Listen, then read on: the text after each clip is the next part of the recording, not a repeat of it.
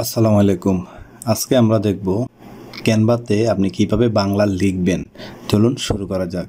তো আমি আমার ক্যানভাতে চলে আসলাম। আসার পর আমি একটা ব্যানার নিয়ে নিলাম। এখান থেকে ব্যানার নেওয়ার পর আপনি এখান থেকে এগুলো একটু ডিলিট করে দিচ্ছি, আমাদের যাতে একটু হালকা হয়ে যায়।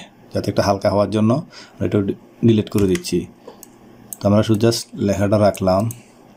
তো এখান থেকে আমি এখন এই লেখাটা সিলেকশন করলাম। আমি এখন এই লেখাটা বাংলা করব। এখন আমাদেরকে আগে বাংলা লেখাটা লিখতে হবে।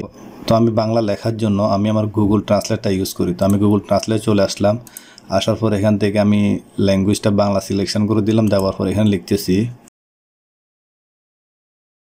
তো দেখেন আমি খুব সহজে এখানে বাংলাটা লিখে ফেললাম। তো আমি এটা পুরোটা কপি করে নিলাম। লেখার পর আমি এখানে চলে আসলাম। আসার পর আমি এটা সিলেকশন করে কন্ট্রোল V দিয়ে এটা চেঞ্জ করে দিলাম। তো আমি এখানে একটা স্টাইলের বাংলা লেখা পেয়ে গেলাম। এখন আমি চাইলে এটাকে বিভিন্ন স্টাইলে আমি এটা লিখতে পারবো। তো এটা করার জন্য আমি এখানে ফন্টে চলে আসব। আসার পর এখানে সার্চ বারে লিখব বাংলা। আমি যখন বাংলা লিখলাম, লেখার পর দেখেন আমার এখানে মাত্র 2টা বাংলা ফন্ট দেখাচ্ছে। তো আমি যদি এটা সিলেকশন করি, দেখেন ফন্টটা চেঞ্জ হয়েছে। আমি যদি এটা সিলেক্ট করি, আমার ফন্টটা অন্যভাবে চেঞ্জ হয়ে গেছে। আমি একটু বড় করে নিই,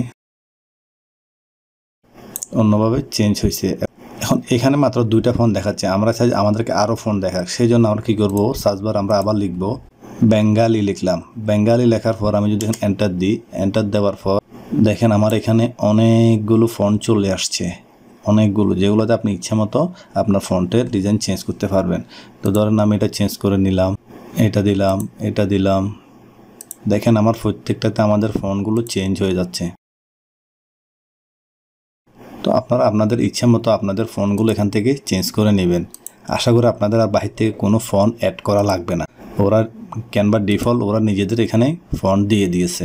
তো এইভাবে আপনারা আপনাদের ক্যানভাতে বাংলা লেখাগুলো লিখে নেবেন, বিভিন্ন স্টাইলের বাংলা লেখাগুলো লিখে নেবেন।